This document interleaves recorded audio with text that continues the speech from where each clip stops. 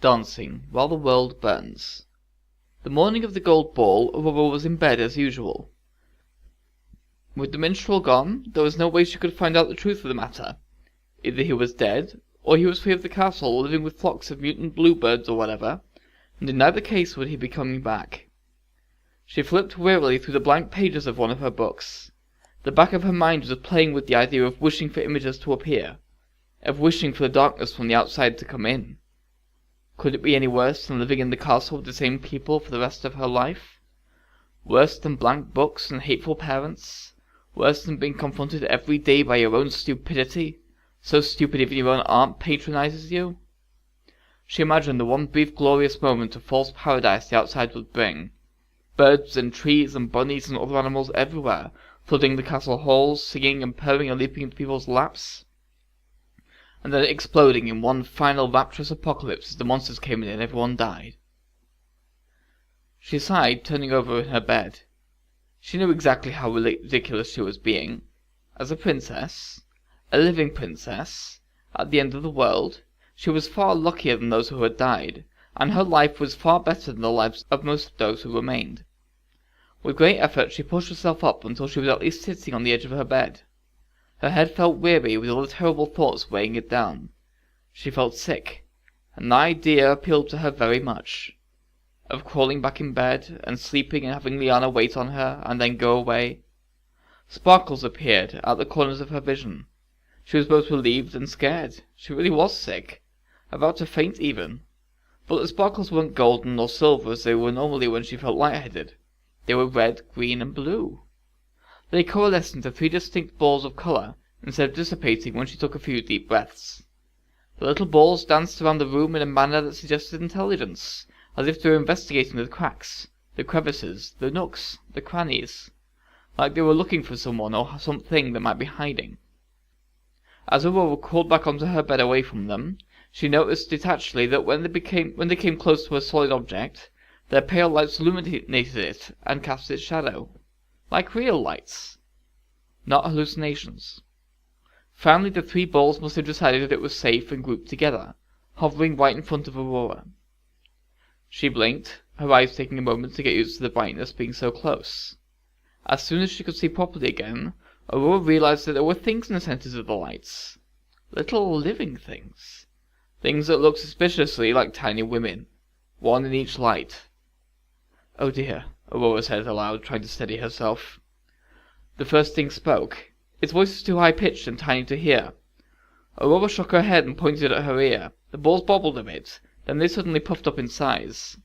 Now Aurora was faced with 3 still smallish flying ladies engulfed in light. The princess began to panic. These were fairies. That was startling enough.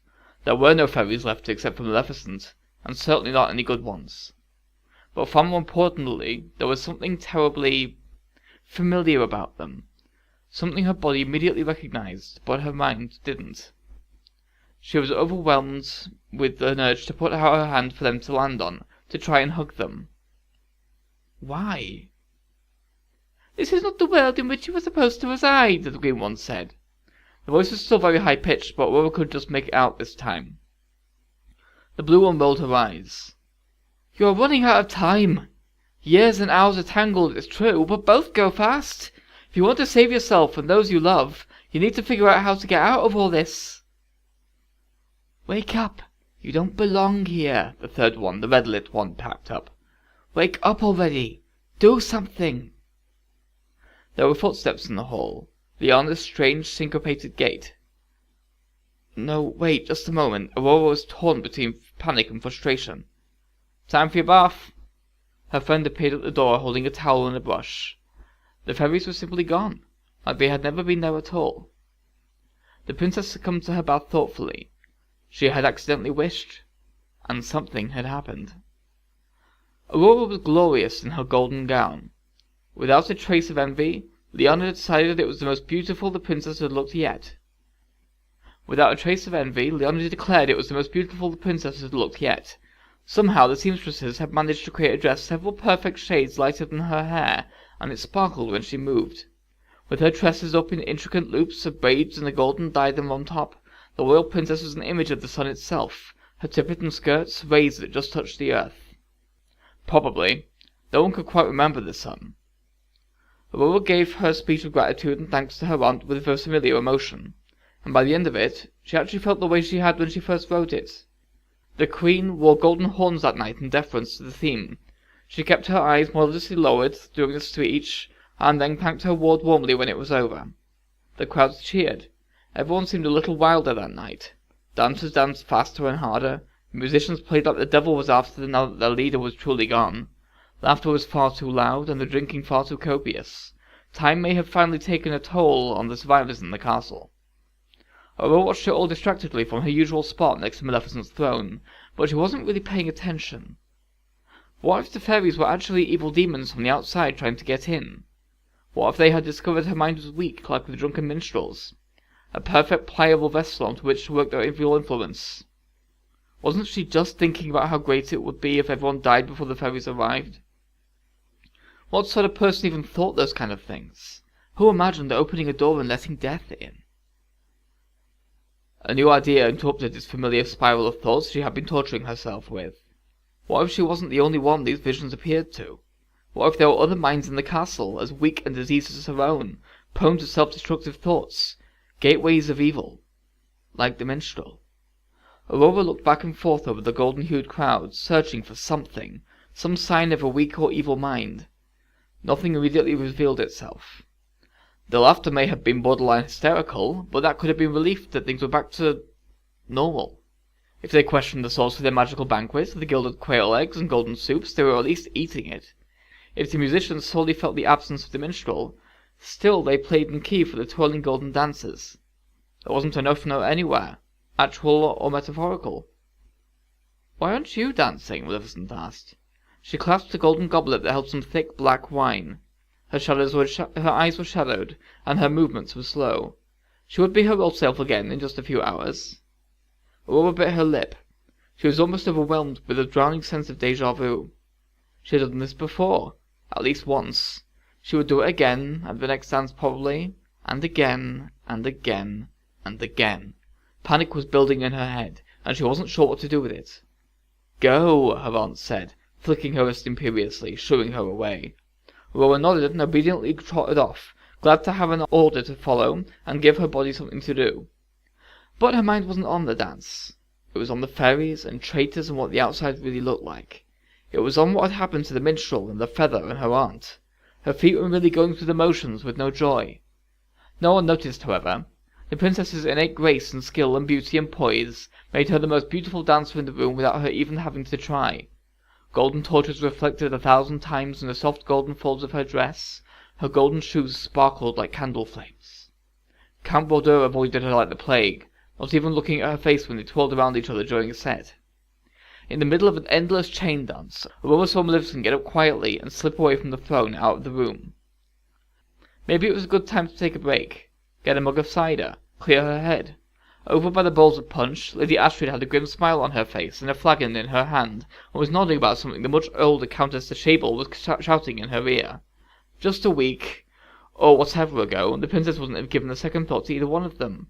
She would have danced, flirted politely with the cuter boys and men, and done anything she could to impress her aunt.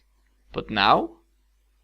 Lady Astrid seemed like a breath of fresh air in a tightly locked castle in Aurora's own head. At the very least, the lady deserved to hear the truth about what had happened with the minstrel and where the feather had come from. And then two of Maleficent's servants came up to the lady, the coxcomb one and the doggish one, very obviously flanking her. They spoke tersely and gestured with their spears. The lady looked confused. Aurora apologized to her partners, disentangled herself from the other dancers, and made her way over as quickly as she could. But by the time she got there, all three were gone. No one else seemed to have noticed. Countess de Chabel stood still, nodding to herself, humming quietly.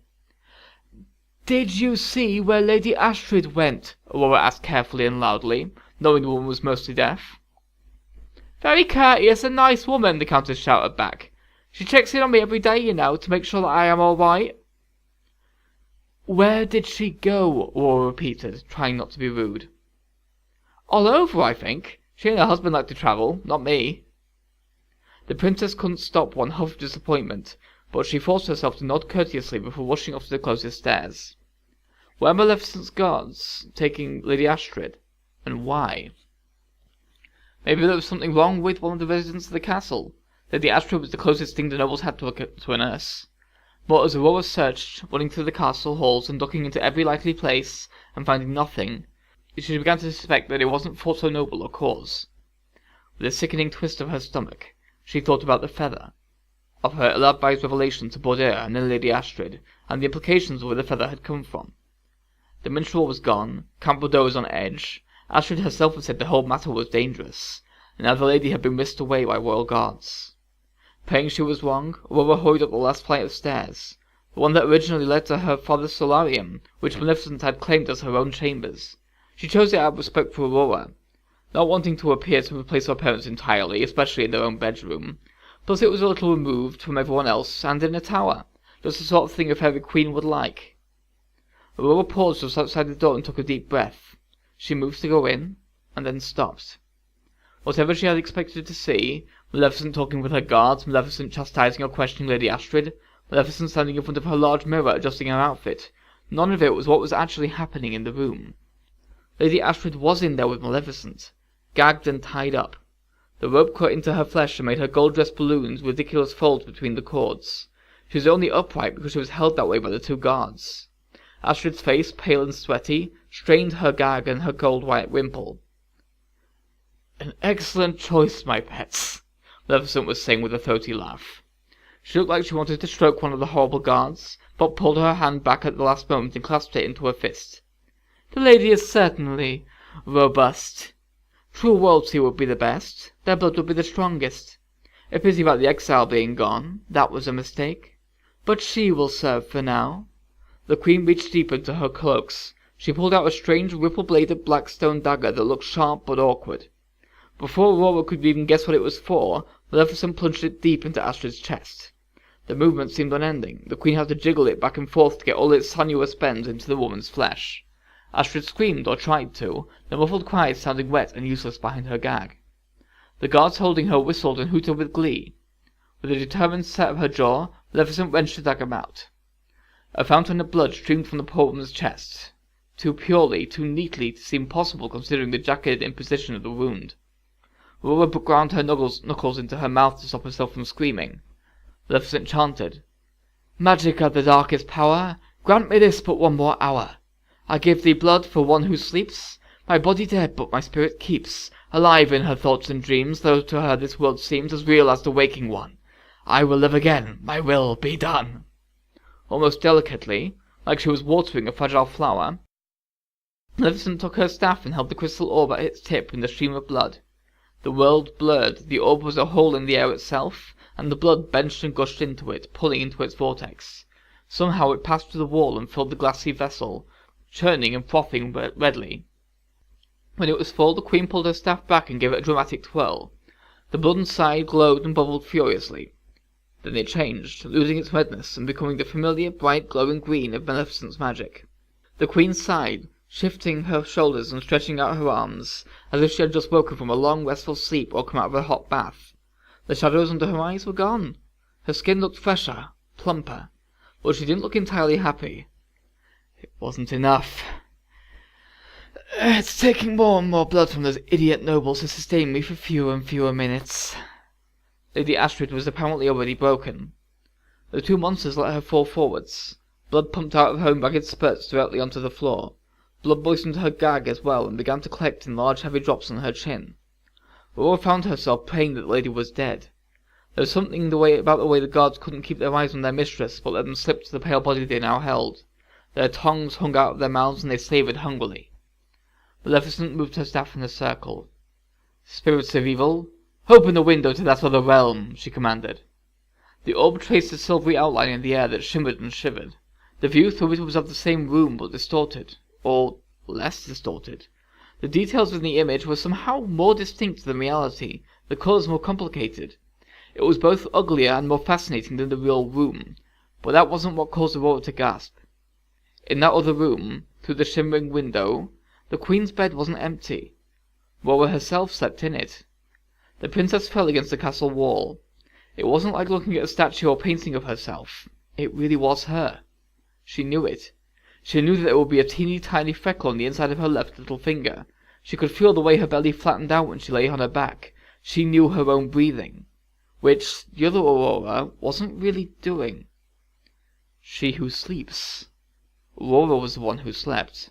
Though to her this world seemed as real as the waking one. This wasn't real. The whole world wasn't real. As soon as she thought it, she knew it was true, felt it was true. Over there in that complicated, ugly world, that was reality. This was all a dream. Aurora felt like fainting, just letting go, letting whatever insanity that made up the world continue on without her. Maleficent looked at Aurora's bed thoughtfully. "All I need do is hold on for a little longer," she murmured, "until the clock chimes 12 and her 16th birthday is over." She regarded the blonde hair, the petite frame, the delicate feet, the pixie nose of the sleeper. "I suppose her body will have to do until I can find better," she added with an only slightly disappointed shrug. "But I'll have an entire kingdom at my disposal at that point." "Do not faint." A tiny voice, a tiny glimmer of a voice, insisted annoyingly in Aurora's mind. But it was her own voice, from inside her head, not a hallucination or a visit from an outside fairy. Passing out would not solve anything. This was all very real. It was happening. It would not go away. She would have to deal with thinking about it, and processing it, and weeping over it, and all the real ramifications later. Right now, she had to run. "Your Majesty, Princess Aurora is—" Liana had been hurrying up the stairs, but stopped when she saw Aurora in the shadows. The two girls regarded each other. Then Aurora's eyes drifted from the other girl's face to her feet. Liana had picked up the skirt of her dress to run quickly up the stairs, just as the princess had. But where Aurora had golden shoes, Liana had trotters. Splayed, ugly, fleshy trotters. Which is why she always walked so oddly, Aurora realized. It wasn't a foreign habit. She was one of Maleficent's creatures. "Your Highness," Liana whispered, addressing the princess this time. Somehow this spurred Aurora into action. She swept past the other girl, quickly down the stairs, slamming her shoulder into her as she went. "Traitor!" she hissed, almost like her aunt. Where could she go? Her first urge was her bedroom. Safe, lonely, comfortable bed. That was foolish. Her second thought was to hide under the bed, like a little child, which was also foolish. Her third thought was a broom closet, which, with the entire castle of monstrous guards and a powerful fairy queen after her, was also foolish. She stood up for a moment, frozen, terrified. There was nowhere to go. There was only one place to go. Outside. She moved like she was diving, lunging towards the back entrance, where just days ago she had gone to meet Kale. Aurora didn't have the time or energy to be terrified of the dark green dome of vines overhead. She just made straight across for the outer defences of the keep. One lone old crone marked the princess's presence with a vaguely curious raised eyebrow as she emptied the water skin over her parched plot of beans.